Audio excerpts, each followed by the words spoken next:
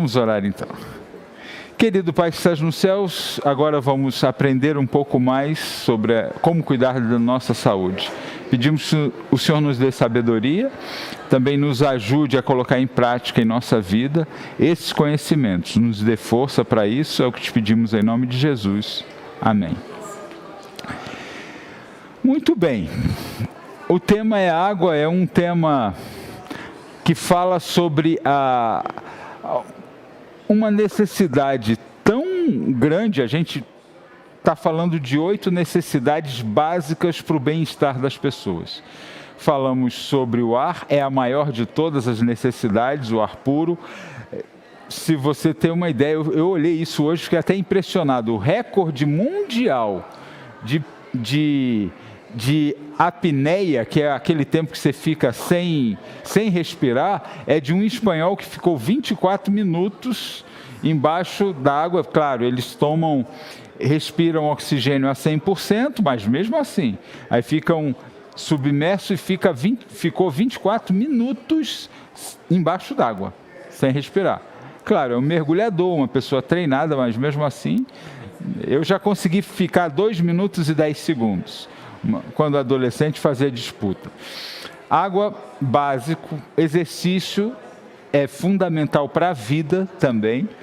Ninguém vive bem, ninguém vive feliz, não existe bem-estar sem fazer exercício físico. E essa semana nós praticamos e quero convidar vocês a entrar no aplicativo, a caminhar. Eu vou abrir o clube de corrida também. Nós estamos com 35 pessoas no de caminhada e caminhamos 289 quilômetros essa semana. Postaram 90 horas de exercício no nosso grupo aqui da Granja Viana esta semana. É uma coisa assim surpreendente, foi muito, muito bom ver todo mundo se exercitando e hoje o tema é água. Água é a segunda necessidade mais urgente. A primeira é de ar, de oxigênio e glicose. E a segunda é de água. O nosso mundo é feito de água, tem muito mais água do que terra. E o nosso corpo é feito de água. Não há controvérsias, há diferenças de composição corporal de acordo com a idade que a gente tem e com o sexo também.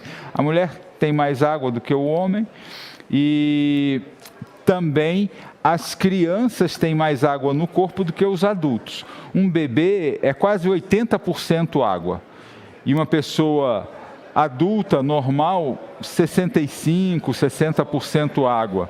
E a gente vai envelhecendo, a gente vai secando também, vai perdendo água. Uma das causas das nossas rugas também é isso, a gente vai perdendo a capacidade de manutenção da água, vão ficando mais murchinho, e aí quando murcha, fica mais enrugadinho, não é assim? A melhor forma também de manter a pele mais bonita é estar hidratado, porque quando a gente está bem hidratado, a gente fica com menos ruga, a pele fica mais brilhosa, fica mais bonita, Então, a água é o melhor hidratante, né? O hidratante para a pele ele tem um efeito cosmético e um efeito bom também para proteger, mas a melhor forma de hidratar a pele é hidratar-se como um todo. Muito bem. Aqui eu separei um dos papéis importantíssimos da água no nosso corpo, só para a gente ter uma ideia da importância dela no corpo. Ela tem vários efeitos, eu quero falar primeiro do efeito hidráulico. Vocês sabiam que, por exemplo, tudo no nosso corpo funciona com um amortecimento que é hidráulico. Se você olha aqui no joelho, aqui é uma superfície articular entre aqui o fêmur e a tíbia, especialmente, que está aqui, e aqui é a fíbula. É um ossinho mais, ou antigamente chamavam de perônio, um ossinho menor. Aqui tem um líquido para deslizar. Se não tivesse esse líquido, nosso joelho duraria muito pouco tempo, porque o atrito entre um osso e o outro, entre uma cartilagem e outra, logo desgastaria e a gente não conseguiria andar mais do que alguns poucos anos. Então, esse líquido, ele lubrifica e ele amortece. Nosso cérebro, por exemplo, ele está dentro de um capacete, né? Porque aqui é um osso puro. Todo o cérebro ele é envolto num líquido que a gente chama de líquido cérebro-raquidiano. Se a gente não tivesse esse líquido no cérebro e a gente fizesse rapidamente esse movimento ou esse aqui, a gente lesaria o cérebro, né? Um movimento brusco poderia morrer se você fizesse isso aqui. Por quê? Dentro de um capacete, o seu cérebro, que é tão delicado, ia bater para lá, bater para cá, bater para cima, para baixo, ia sangrar e você ia morrer. Mas isso não acontece. Por quê? Porque tem um sistema hidráulico dentro da sua caixa craniana que impede a colisão do seu cérebro com o osso. Ele não bate no osso. Por quê? Porque tem líquido ali. Claro, se tiver um acidente grave, o trauma for muito forte, isso pode acontecer. Mas existe um sistema de proteção. E talvez, certamente, o primeiro sistema de proteção hidráulica que tem é com o feto, né? Olha que eu acho essa imagem muito bonita, mas o feto é envolto num líquido amniótico e ali ele está protegido. Tem uma barreira para infecção, como no nosso cérebro também. As coisas mais delicadas do nosso corpo, elas são envolvidas por líquido. E esse líquido, como o do cérebro também, ele tem uma proteção para vírus, para bactérias. A maioria dos vírus e das bactérias, elas não conseguem transpor essa barreira imunológica de líquido que tem. Por isso que quando aparece uma bactéria ou um vírus que atravessa esse líquido e vai causar uma infecção nas meninges, quando é no cérebro, é tão preocupante. Aí a gente chama de meningite, porque afeta lá e normalmente tem sequelas graves. Com o bebê, com o feto também. Quando estoura essa membrana e o líquido se perde, acaba tendo que tirar a criança, ou ela nascer, ou acaba sendo um aborto. Por quê? Porque aí sim a infecção chega fácil. Aí não tem mais proteção. Então, o líquido ele funciona no nosso corpo como uma barreira e como uma proteção para diversos órgãos e sistemas nossos, né? Nos nossos vasos sanguíneos, você sabe que o sangue, aqui está bem ilustrado isso, o sangue ele é composto de uma parte sólida e uma parte líquida, que é o plasma, ou soro, né, do sangue. Ali as células, elas são diluídas ali, e ali trafegam várias células muito importantes para o nosso corpo. Trafegam as hemácias, que vão levar o oxigênio, trafegam os glóbulos brancos, células de defesa. E o que acontece se tem pouca água no nosso sangue? Primeiro aspecto, com pouca água, as células começam a ficar umas mais próximas das outras. É como se a gente diminuísse a pista, né? Começa a dar engarrafamento, começa a ficar um monte de célula ali e pouco espaço para elas se moverem. É como se você tivesse peixe no aquário e tirar metade da água, os peixinhos vão ficar todos se batendo ali, se colidindo. Favorece o aparecimento de problemas de trombólise, as células da coagulação ali se formam as plaquetas e formam trombos. Fica mais trabalho para o coração impulsionar isto. O sangue fica mais difícil para as células de defesa chegarem aos invasores do corpo e destruí-los, porque o sangue não favorece ao transporte, ao deslocamento das células dos glóbulos brancos. Então, a hidratação melhora o imunológico. Então, é muito importante a hidratação para isso. Outra função fundamental para o nosso corpo é a termorregulação, né? Quando a gente faz exercício, queima caloria. Quando queima caloria, tem uma perda calórica. E quando libera energia. Libera energia, aumenta a temperatura corporal. Qual é a forma que a gente tem de equilibrar isso? Água, né? Então, a gente elimina a água com alguns sais minerais e aí a gente consegue regular a temperatura do corpo.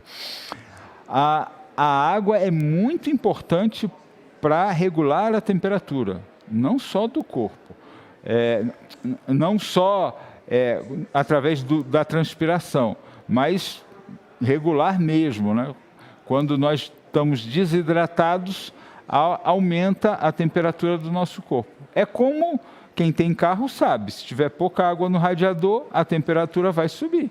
E no corpo é exatamente a mesma coisa. Tem pouca água no corpo, a temperatura vai subir. Uma das formas de tratar febre é hidratar bem o doente. Você hidrata bem ele, você dá condições melhores para que ele consiga manter a temperatura corporal. Então, quem está com infecção, etc., mais importante estar bem hidratado. Por quê?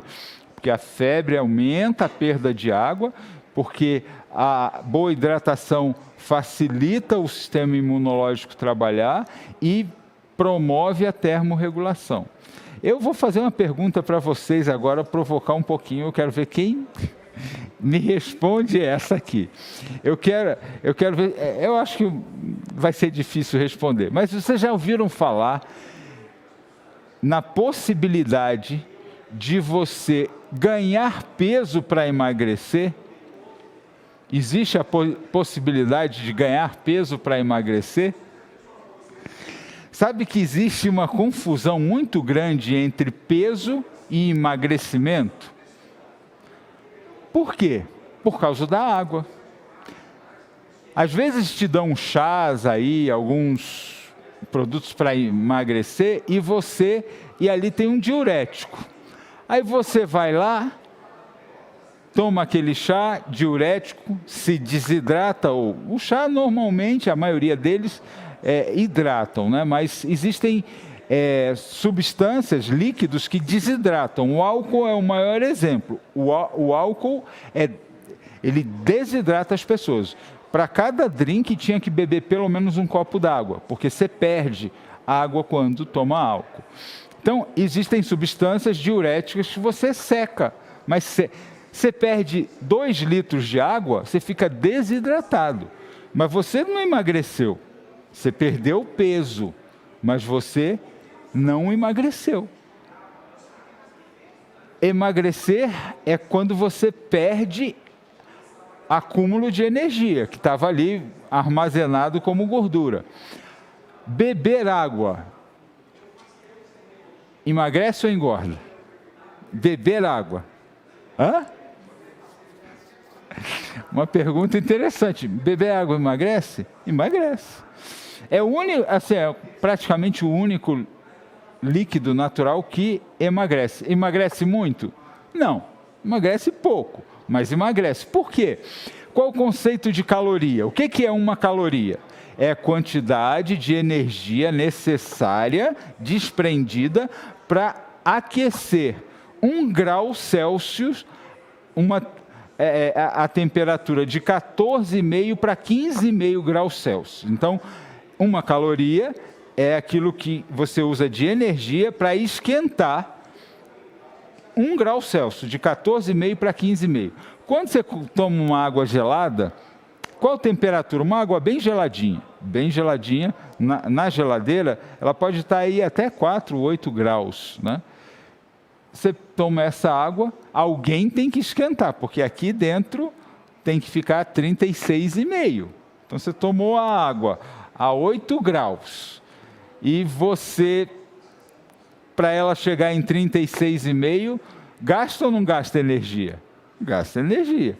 Se gasta energia, emagrece de verdade. Só que quando você toma meio litro de água, por exemplo, se você for na balança, você está meio quilo mais pesado, correto?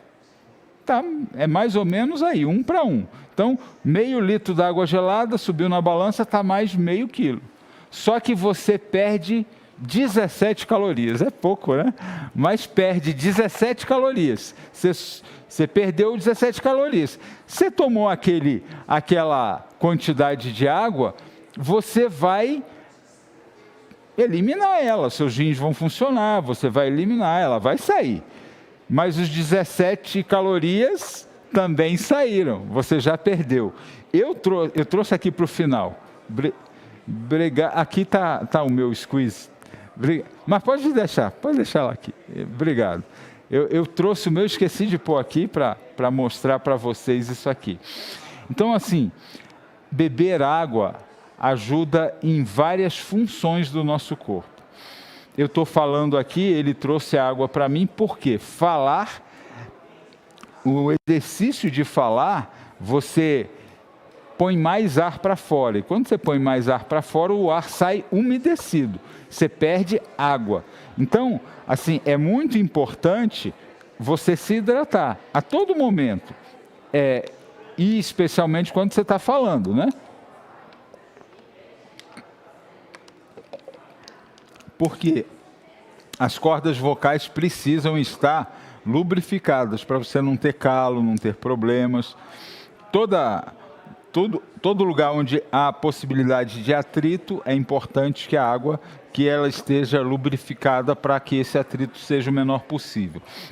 Mas falando dos órgãos, falamos do coração, do cérebro, do líquido amniótico e quero falar dos rins, né? Os rins e o fígado são os dois órgãos que limpam o nosso sangue das impurezas. E o rim é muito dependente de água para funcionar. Não sei quantos já viram, já tiveram casa de praia, né? Que você chega na praia cheio de areia e você precisa deixar o ambiente limpo e você não tem água, por exemplo, para limpar aquilo ali. Você varre, você tira, mas não fica sem areia, né? Você precisa da água. Você tem um jato assim, bastante água, você joga ali, passa o rodo, tira a areia. Você tem um copo d'água para limpar um ambiente, é muito difícil, né? O trabalho fica exaustivo. Então, o nosso rim, quando a gente não bebe água, a gente torna o trabalho dele muito exaustivo. E às vezes, muitas vezes, ele não consegue colocar todas as impurezas para fora, com a pouca água que a gente bebe. E aí vai juntando umas pedrinhas lá dentro, né? Vai formando algumas pedrinhas. Eu não sei se alguém aqui já teve dor de cálculo renal, mas não é uma experiência agradável. Principalmente dizem que os homens que nunca tiveram parto podem ter essa experiência do que é uma dor de parto quando tem um cálculo renal. Então, assim, além de ser muito dolorido, de ser muito desconfortável a dor, isso leva às vezes, à perda de função renal. Porque quando o líquido, a urina, não consegue ser esvaziada porque está obstruído, o parênquima renal começa a ser destruído também, inutilizado. E nós vamos perdendo função. Já perdemos com a idade, mas podemos perder através de infecções e através de litias, né, de cálculos que obstruem a saída da urina.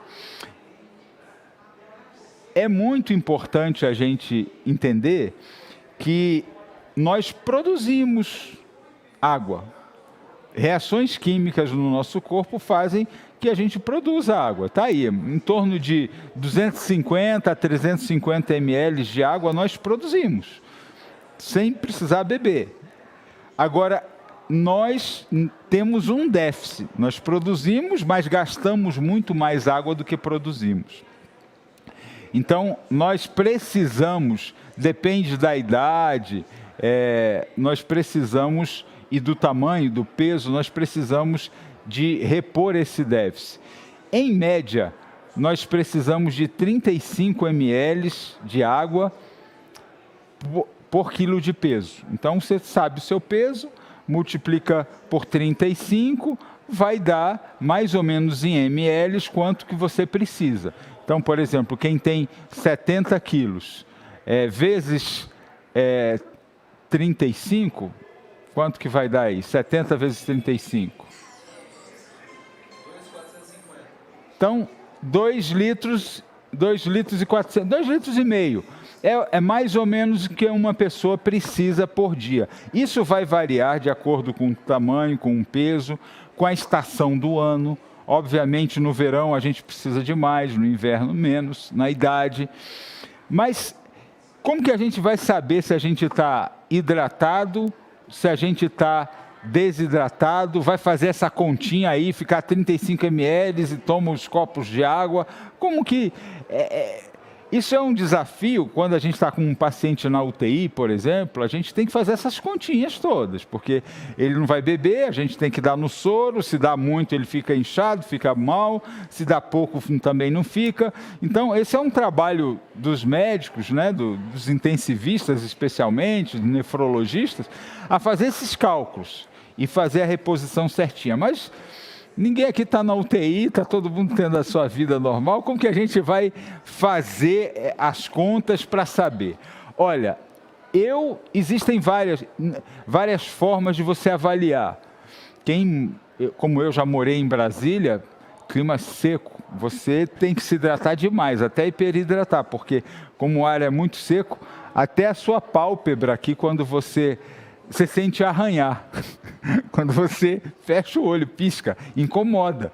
Se você está desidratado num clima seco, porque esse líquidozinho aqui, ele seca. E além de dar infecção na pálpebra, é muito desconfortável. Então, você tem que beber bastante. Mas eu gosto de eu uso a cor da urina. A cor da urina é um marcador interessante para a gente. É interessante. Então, aqui vem as cores. Quanto mais clarinha, você está melhor hidratado. Quando ela está da cor da água, você está hiperidratado. Normalmente, a urina não fica branquinha igual a água. Então, ela precisa estar um pouquinho mais amareladinha, mas não um amarelo tão forte. E você vai observando quando que ela vai chegando nessa concentração maior, é a hora de se hidratar. E outra coisa é a frequência urinária. Quando você vê que você está muito tempo sem ir ao banheiro, é porque você está desidratado, você está bebendo pouca água e o seu rim ele faz um mecanismo para reutilizar aquela água e você não perde a água. Qual a estratégia para a gente mudar essa história? Bom, eu tenho vou falar uma estratégia para vocês e duas estratégias que eu quero contar com vocês. A primeira é a seguinte: nós perdemos muita água quando dormimos, porque nós respiramos e a respiração a gente umedece o ar e se desidrata. Você normalmente não acorda à noite para beber água. Então, você acorda desidratado. Então, quando você acorda, você tem que ter a consciência de que você está desidratado. Então, precisa beber água. O que eu faço, pessoalmente? Eu acordo, eu bebo 3 copos de água. Todo dia. Acordei, 1, 2, 3 copos de água. Eu faço exercício todo dia. O exercício ajuda você a beber mais água, mas ele te desidrata, eu perco muito líquido. Então, normalmente, é que o meu exercício é meio forte, eu bebo 1 litro depois do exercício. 6 copos de água, mais ou menos, depois do exercício. Durante o dia, Isso é muito importante. Eu trouxe um squeeze, está ali, mas você que trabalha no escritório, isso faz muita diferença, você ter perto de você água, porque você quer engordar? Põe bala e chocolate, pertinho de você, põe lá, você vai comer muito mais. Você vai comer mais, você vai olhar para ela, nós somos influenciados por aquilo que está perto da gente. Você pode saber, supermercado pertinho da sua casa, pode ser mais caro, mas você vai nele. Por quê? Porque ele está lá perto, faltou um sal, aí você acaba comprando outra coisa ali. Porque a gente, como ser humano, é muito influenciado por o que está perto da gente. Você quer beber água?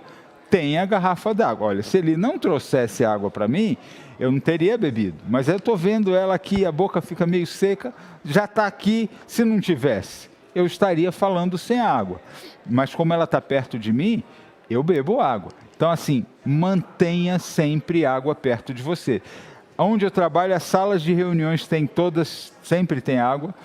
No centro cirúrgico, enquanto operando não dá, mas eu saio, antes de entrar na cirurgia, bebo água, antes de sair, bebo água. É quase que uma rotina, você se acostuma com isso. Agora, quando eu tenho uma cirurgia longa demais, aí eu evito. Por quê? Porque eu não posso sair no meio da cirurgia para beber água. E essa é uma estratégia que eu também acho interessante para a gente fazer. À noite a gente precisa descansar. Eu trabalho assim. Eu me hidrato muito de manhã, vou mantendo a hidratação. No final do dia eu deixo já ficar um pouco desidratado. Eu não quero acordar para ter que ir no banheiro. Então tem gente que diz, não, antes de dormir bebe um copo d'água. Eu não bebo antes de dormir. Umas 2 horas antes de dormir eu bebo. Mas antes eu já fico um pouco desidratado para não ter que levantar. Uma vez ainda vai, é normal. Agora, 2, 3 vezes atrapalha muito o sono, quando você se hidrata muito antes de dormir. E é um outro tema que a gente vai falar aqui à frente, porque dormir é muito importante para a gente. Então, hidrate-se muito de manhã, mantenha a hidratação e antes de dormir, diminua a hidratação, para você ter uma noite de descanso mais reparadora, né? Mantenha, existem inúmeros squeeze, né, frasquinhos alguns que mantêm até a água mais geladinha, mais tempo. Tenha um desses na sua bolsa, ande com ele, ou ponha jarras aonde você trabalha. Quem trabalha em casa, mesmo quem trabalha em casa, deixa perto de você. Mantenha a água sempre próximo às suas mãos, que você possa alcançar e beber. É um engano achar que a água, ir ao banheiro, diminui a produtividade. Já vi filmes que falam isso, não é verdade. Aqui só um resumo para a gente. Aqui ela limpa a pele, faz bem para o coração, diminui o peso, e você tomar aí seus 2,5 litros de água sempre, todos os dias. Vou deixar essa imagem aqui que eu achei ela bonita e vou falar uma coisa. Nos tempos bíblicos, a água, nós vivemos num país onde a água é muito abundante, tem em todo lugar, é fácil. O Brasil tem mais de 10% da água do planeta. Nós temos facilidade com a água. Quando falta um pouquinho aí, que entra um racionamento, todo mundo fica desesperado. No tempo da Bíblia, a água não era... E até hoje, no Oriente Médio, onde as coisas aconteceram, a água não é uma coisa fácil, não é uma coisa simples, né? Então, se a gente olha na Bíblia, quando o povo de Israel sai do Egito e vai para o deserto, um dos grandes desafios dele era beber água. E ali, vocês veem logo no Êxodo capítulo 16, quando eles atravessam o Mar Vermelho, chegam lá num lugar, e aí eles vão beber água, a água era amarga. Não sei se você já... A coisa é horrível, né? Você está com sede, aí você vê água, aí você vai beber a água amarga, ruim. Eu não abri para perguntas, mas tem pergunta que sempre fazem, ácida, alcalina, boa é alcalina, né? Eu falo o seguinte, cientificamente, a acidez ou a alcalinidade da água não muda para a sua saúde. Os trabalhos que falam disso são muito questionados, porque são muito pobres cientificamente. Mas a água alcalina é mais gostosa, ela é um pouco mais saborosa. Não muito, mas um pouquinho ela é mais saborosa do que a ácida. Você pode ver no pH da água mineral que você compra. Mas eles lá estavam com uma água amarga, intragável. E aí colocaram alguns arbustos ali, a água ficou palatável, eles começaram a beber. Logo mais à frente, a gente vai ver eles chegando no outro lugar e não tinha água, e Moisés foi na rocha e feriu a rocha, e aí saiu água pura da rocha. É uma delícia beber água de uma fonte que está jorrando água. É uma delícia. Quando você vai lá, eu no Rio de Janeiro subia umas montanhas de bicicleta e chegava lá, tinha uma fonte de água e ela vinha direto da rocha e vinha geladinha. Você chega quente assim, pega aquela água geladinha, é uma delícia, você sai revigorado, né? E tinha uma ducha lá também, pegava logo a ducha também, a água por fora e por dentro, e você descia feliz. A falta da água leva à falta de vida, né? Quem andou pelo Nordeste, eu já andei ali, você vê o gado morrendo por falta de água, as pessoas saindo da região, adoecendo por falta de água. A água é essencial à vida. Em João capítulo 4, quando Jesus estava ali na comunidade que os orientais viviam ali, o poço era o lugar onde as pessoas iam procurar vida, não tinha água encanada, eles iam lá para tirar a água e levar para sua casa. E Jesus uma vez chegou ali sem água, sem nada para retirar a água, e aí a mulher que estava ali disse, olha, Jesus disse que estava com sede, ele disse, cadê a coisa para você tirar? Ele disse, não, me dá um pouco da água. Ele disse, mas eu sou a água da vida. Quem bebe dessa água aqui vai voltar a ter sede. Mas quem bebe da água que eu lhe der, não vai ter mais sede. É claro que ele não estava falando dessa sede física, mas ele estava falando da necessidade de um Deus, da necessidade de um Salvador, de uma paz que só Ele pode dar. Que nem a água pode te dar essa paz, essa segurança, essa sensação de vida que a água dá. Quando você está morrendo de sede, você bebe água, você tem sensação de vida. Mas ele estava dizendo que a verdadeira e a plena sensação de vida, só Ele teria para dar. E o desafio que a gente faz no estudo dessa semana é de buscar a fonte da vida, né? Que é Jesus. A água, nós temos um desafio de buscar a água e de manter a água perto da gente e de se hidratar bem.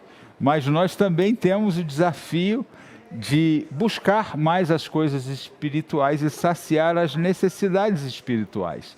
E ao ler a palavra de Deus, ou ao entender mais, ao orar mais, a gente está tornando o acesso à vida e a segurança e a saúde mais perto de nós. Então esse é um desafio de nós buscarmos isso essa semana. Se hidratar e buscar a presença de Deus mais na nossa vida.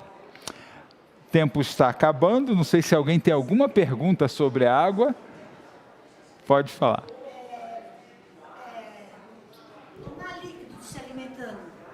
Tomar líquido se alimentando, uns falam que nada a ver, outros falam que não é bom, ou tomar água depois que terminou de almoçar.